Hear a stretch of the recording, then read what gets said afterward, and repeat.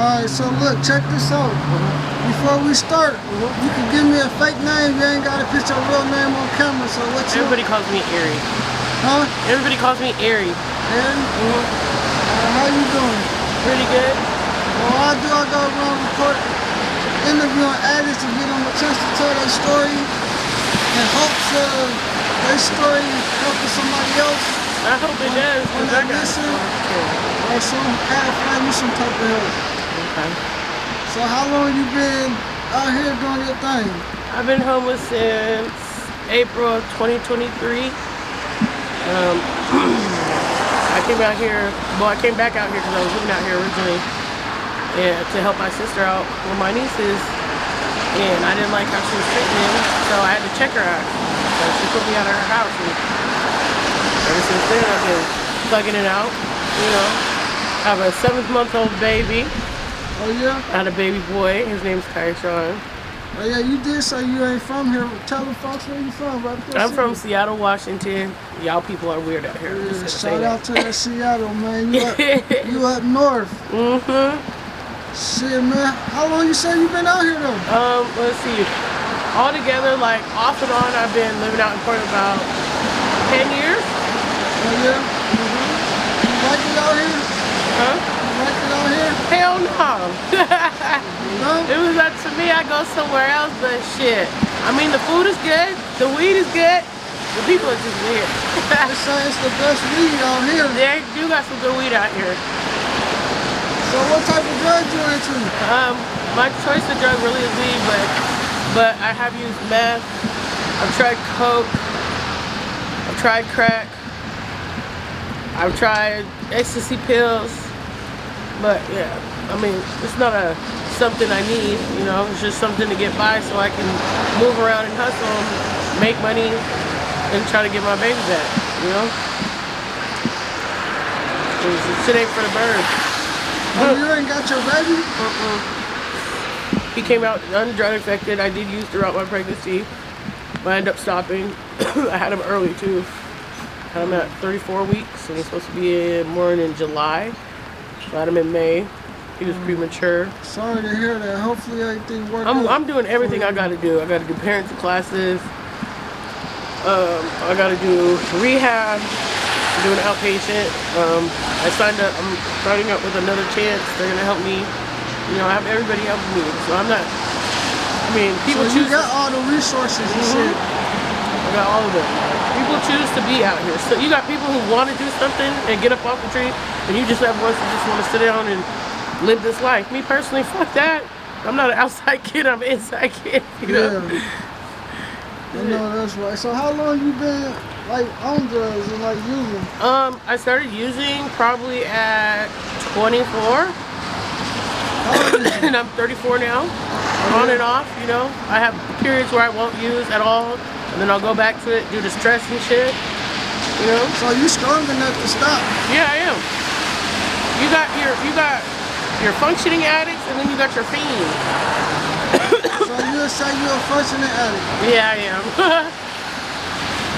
I mean, that's good. You could do that, like stop and shit. Like, what's the longest you was like sober for? I didn't. 2 years. 2 years. 2 years. Yep. And then I was in a domestic violence relationship, so I ended up starting again because of it. Yeah. I could leave you in depression or whatever. So like, if you have the opportunity to get help and get off the drugs, would you take it? Fuck yeah. If it'll help me get my baby back, I'd do anything to help get my son back in my arms. He's my #1 priority, and that's the only thing that's keeping me going now.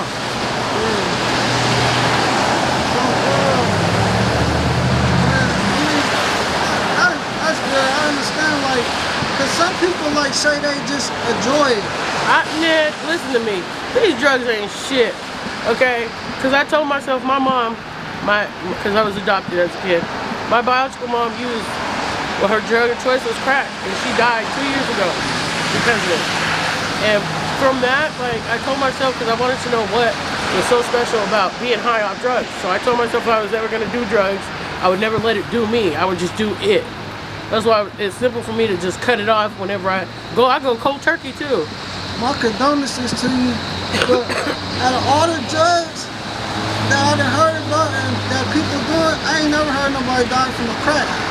Yeah, well, because it causes congestion heart failure. Oh yeah, yeah. So it affects your heart. And my mom had heart problems. She kept having strokes and shit. So, and I tried it. I tried crack just to see what it felt like. I got that one high and I understood it. After that, I was cool. Because I promised myself I wouldn't do it in case it might be something I might get hooked on. Yeah. That was a one-time only show and I was cool after that. I said, okay, I understand now. So are you actively using right now? Yeah. Yeah. So like how you ever went to like inpatient or anything? Yeah. When I had my son, I went to inpatient treatment with Project Network. And I would still be there, but I got kicked out. Yeah. Because you can't sleep. They have a policy where you can't sleep in the bed with their baby because they had an incident where one of the moms suffocated the baby to death. She rolled on the baby. And I got a lot of write-ups for having him in the bed with me. Otherwise, I would have been graduated by now and been probably in the place by now. So how long you got to go through that process? Until it depends on like the intake, and then when they give you a urine test and shit to see how high the levels of drugs you have will determine how long you got to do the program for. So how often do they test you? Like once a week? When I was in treatment, every time I left, I was getting, because they said it's random UAs, and so when I went to a doctor's appointment or we went grocery shopping, I always had a UA, and I was clean for, I would have been there if I didn't get captured 30 days. I left at 23 days. Yeah, and then afterwards I got out, I was clean for about a week after I got out, and then I just started getting stressed out again. So I started using again.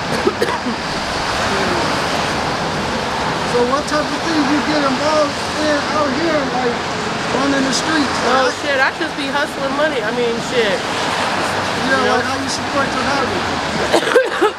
If I ain't got money, I don't do it. Shit. If you're gonna do a drug, you gotta have your habit supported. So if I ain't got no money, I'm not gonna go out and look for it. I'm not gonna do shit. I just wait until I get some money and then I'll maybe go buy some. But most of the time I sell it more than I use it. Shit, most people, if they ain't got the money, they ain't gonna go home or go wherever they gotta go. See, but those are until they get some money. See, I don't need meth. I use it to stay up and the motherfucking hustle in the streets. You know, because people be doing weird shit. No person's body can really stay up for a whole 24 hours like that. They need some type of substance to keep them awake. Yeah, that meth will keep you up. They sure do. That's when it was good. I should be joking like that, but they cutting it now. So with fentanyl. You got a point with that. They cut everything with that. I don't play with that fentanyl shit. I heard they starting to cut it, put it in weed. Yeah, they are. My street brother ended up buying some weed from somebody, and he got sick off of it, and he tested the weed and said there was fentanyl in it. Yeah. So he only gets his weeds from the fucking smoke shops now. I mean the weed stores. I don't know why they do that though. Like, if you trying to make some money and get the money and shit, how you gonna have clientele if everybody dying? True. I don't know. Everybody still buys it. You gotta know how to do it. Some people actually buy it, but some people buy other shit and that shit be in there. And they ain't never tried that shit, and that's how it be done. I know. That's why nowadays they got little kits where you can test anything, weed, whatever you're using. They have little kits where you can check to see if there's fentanyl in it. If it does, shit, toss that shit to the side, you know. Yeah, that's what they need too. That's why I be trying to tell everybody, like, and I done heard that too, that they do got the little testers and shit, but it just seemed like you said, it be fiends out here, like, they just see what they want and don't think about it could be some other shit in there, and they still run with it. I know, but see me, some people just are giving up. That's why they keep looking for it. Me, I'm not somebody who gives up. I refuse to let a drug take control of my life. Life's too short. The fuck? I'm gonna live life to the fullest. That's a fact. So shit. I don't know what these people out here. That's what I said. So how long you been around this specific area? I be everywhere. I be You ever- 148th, 122nd, 102nd, downtown. I move around. Yeah. I can't sit in one Can't spot stay like in one everybody spot, else Yeah. because that's hot. And everybody else that I know been caught up by the police. I ain't. Yeah. Because I refuse.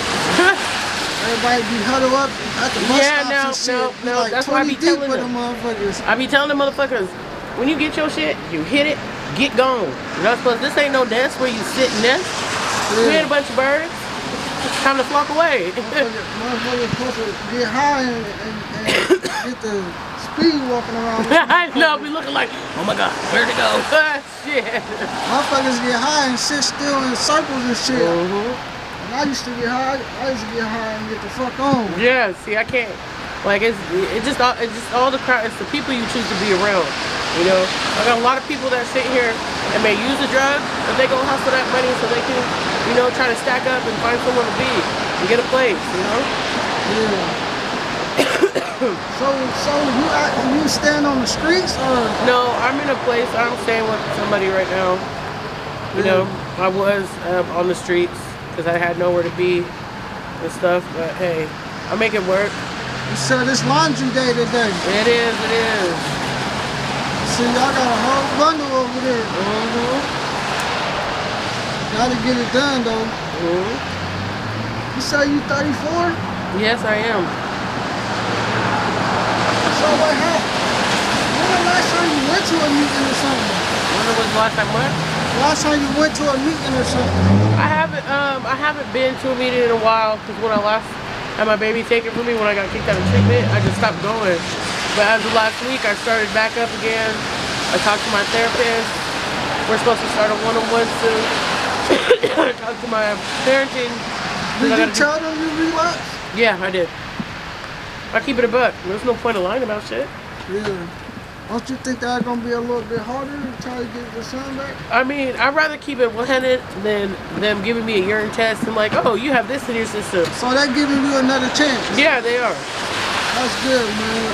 Because I believe in chances and I refuse to let my son down. He needs me. Yeah, that's a blessing though. That's definitely a blessing. He's my only drive to keep doing and try to get back to myself, you know? Yeah. I could care less about being high out here in the streets. I'd rather have my baby over drugs. Yeah. So look, man. Giving you some type of positive advice that the street life ain't the way to go. Let's see, my advice is this. Don't give up. Keep striving to do better. Because only you can push yourself to do the things you need to do to get off these streets. Being on the streets ain't fun. Having to find somewhere to be at. Trying to find somewhere warm to be at. Having to figure that out every fucking day is it's not fun. So if you want to do better in life, you got to be better. You got to push yourself. Sometimes life gets hard. Yeah, everybody knows that. And that's where people start start using harder drugs. Not getting harder drugs, man. Pick yourself up. Do you eat? I eat, yeah. You got resources on getting food? Yep, food stamps. There's fucking food banks. You know? Yeah. Man, well, thank you for letting me interview you. You're welcome. I so appreciate you. I appreciate you for taking the time to interview me. Yes, sir. Have a good one out here and stay safe. You too.